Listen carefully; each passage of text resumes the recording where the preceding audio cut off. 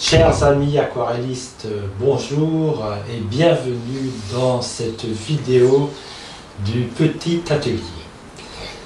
Dans cette vidéo, j'ai envie de vous parler d'un phénomène très important de l'aquarelle et qui est très mystérieux en même temps et qu'on appelle l'effet chou-fleur. Oui, chou-fleur comme le légume. Alors, je vais vous montrer comment se produit l'effet chou-fleur.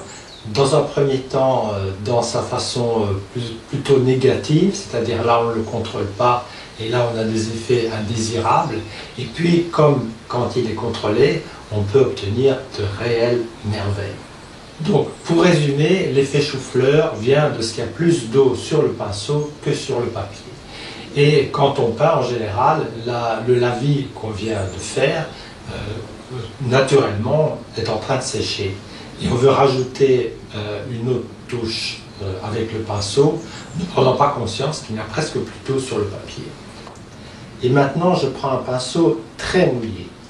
En le posant sur la zone encore un peu humide, la peinture va se diffuser de façon incontrôlée.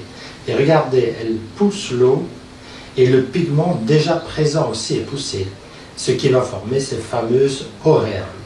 C'est ça le chou-fleur. Une autre application très intéressante de l'effet chou-fleur, c'est de pouvoir éclaircir une zone dans le lavis. L'éclaircir même au point de la faire devenir tout à fait blanche.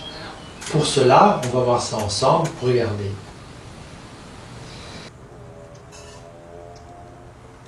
Soit j'ajoute de l'eau claire avec un pinceau bien propre et j'éclaircis justement la zone là où elle va se diffuser. Soit je prends un pigment, pas nécessairement de l'eau claire, mais un pigment plus clair que le pigment sur le lavis, et donc, ou plus foncé aussi, et donc ça va aussi créer un effet. Soit, cette fois-ci, si je veux vraiment avoir un effet de blanchiment, c'est-à-dire une tache blanche dans mon lavis, eh bien je dois faire un mélange d'eau et de savon. Oui, le savon, évidemment, avec un pinceau très propre. Et là, en effet, l'effet est radical, surtout après séchage. Le pigment se retire un peu, les bords se diffusent et la lumière revient. Donc, alors en bonus, je vais faire avec vous une petite démonstration. Je vais peindre un petit paysage où je vais mettre un maximum d'effets chou-fleur. Voyons ça ensemble. Je commence par un ciel, comme d'habitude, j'aime bien commencer par le haut. C'est un ciel d'aurore, donc un ciel levant, le soleil levant, donc pas mal de roses. Alors vous voyez déjà, je commence déjà à faire les effets d'éclaircissement parce que je rajoute de l'eau claire dans mon ciel pour l'éclaircir. Je rajoute également des taches jaunes, toujours dans un effet de diffusion. Vous voyez que je laisse le pigment s'étaler à sa volonté. Je vais quand même éclaircir parce qu'il y a trop de couleurs pour un ciel. Et ici, j'utilise carrément l'eau savonneuse. Voilà, j'ai un ciel plus ou moins convaincant, en tout cas pour un ciel de crépuscule. Alors, je vais commencer à attaquer le bas aussi. Je vais faire un lavis assez sec avec un vert or ou un émeraude mélangé avec un carmin jaune moyen. Ça fait très bien l'effet. Je fais attention de ne pas mêler le rose et le vert. Je laisse un espace au milieu. Ça va être pour le lac. Vous voyez, je commence déjà à rajouter des effets chou-fleur parce que mon pinceau avec lequel je travaille maintenant est beaucoup plus mouillé que mon lavis. Je rajoute un effet très clair pour le lac que lui aussi je vais éclaircir avec de l'eau. Vous voyez, je peux rajouter n'importe quelle teinte. Si mon pinceau est plus mouillé que mon lavis, eh bien ça va se diffuser. et ça va donner cet effet magnifique de l'aquarelle où tout a l'air un peu diffus et va donner cet effet impressionniste en quelque sorte. Je fais attention à ce que les bandes ne se mélangent pas, le ciel, le lac et la prairie. Je peux rajouter un petit effet au-dessus maintenant que la vie commence à être sec. Alors je laisse tout sécher parce que je vais entrer dans les détails. Alors je vais commencer à faire les arbres que je fais des taches assez mouillées.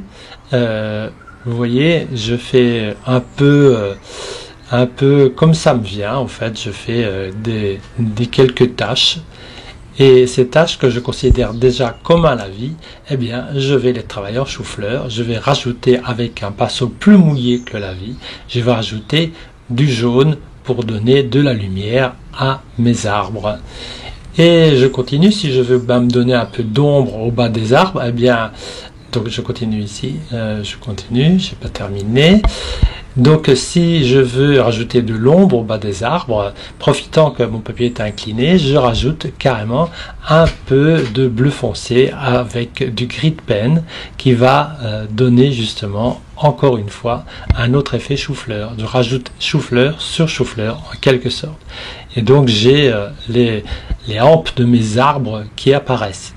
Alors je trouve évidemment que au niveau du terre de la prairie, elle est un peu plate aussi, et je vais commencer aussi à l'alimenter avec des effets toujours chou-fleur avec le pinceau beaucoup plus mouillé que ne l'est le lavis.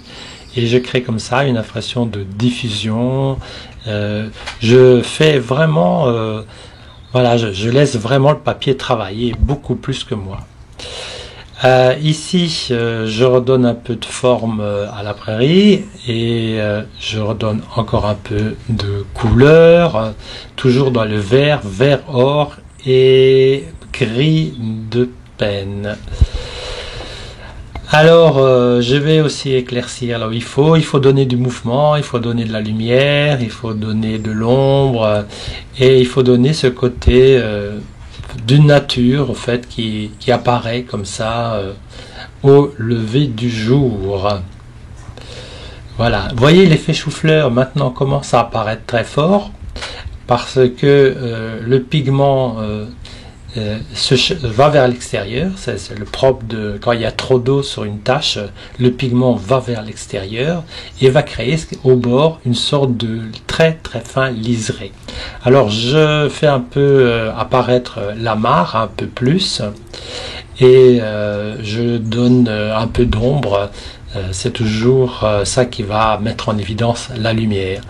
Je vais profiter que mon lavis est sec pour créer des petits arbres au fond, comme ça donne de la profondeur à mon dessin. J'imagine une partie, un rideau d'arbres beaucoup plus éloigné pour donner la profondeur. Voilà, très très éloigné. Je pourrais rajouter un petit peu encore au bout là-bas, ça va donner encore plus de profondeur. C'est justement cette diversité de plans qui donne cet espace à votre aquarelle. De toute façon, plus vous voyez loin et plus votre champ de vision apparaît très très très très grand. Je rajoute également des effets chou-fleur dans mes arbres au fond pour rester dans le même style. Je ne vais pas tout à coup avoir des arbres au fond beaucoup trop nets par rapport aux arbres du début. Et puis, profitant que c'est sec, eh ben, je vais commencer à donner plus de relief avec plus de sombre. Et je vais commencer doucement à peindre les troncs. Et vous allez voir, l'effet va être étonnant. Maintenant, mon pinceau est sec, donc je n'ai plus d'effet chou-fleur. Mon pinceau est sec et mon papier est sec. Et donc, j'ai vraiment la ligne très claire. Et c'est ça aussi qui va donner cette impression impressionniste en quelque sorte. Voilà. Ouais, c'est un petit dessin à faire vraiment très rapidement, pas du tout difficile, vraiment il m'a demandé très très peu de concentration. Je rajoute un peu de feuillage, j'aime bien le feuillage au niveau dans les chênes, il y a toujours du feuillage au niveau des troncs, c'est très très joli, ça donne un effet magnifique. Voilà, je n'hésite pas évidemment à avoir un pinceau très mouillé pour ça. Je fignole. Voilà, pour donner un peu de profondeur. Je vais rajouter un petit moulin au bout, c'est pour l'anecdote. Voilà, nous sommes dans un pays plat, donc le vent est toujours bienvenu. Et maintenant, je vais donner la touche finale. Je vais enfoncer un peu les troncs dans l'avant-plan pour qu'ils apparaissent bien à l'avant-plan. Et je vais leur donner la réverbération dans la mare.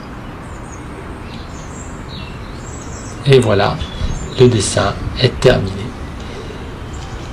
Merci beaucoup d'avoir suivi et je vous dis à très bientôt pour une prochaine vidéo. Au revoir.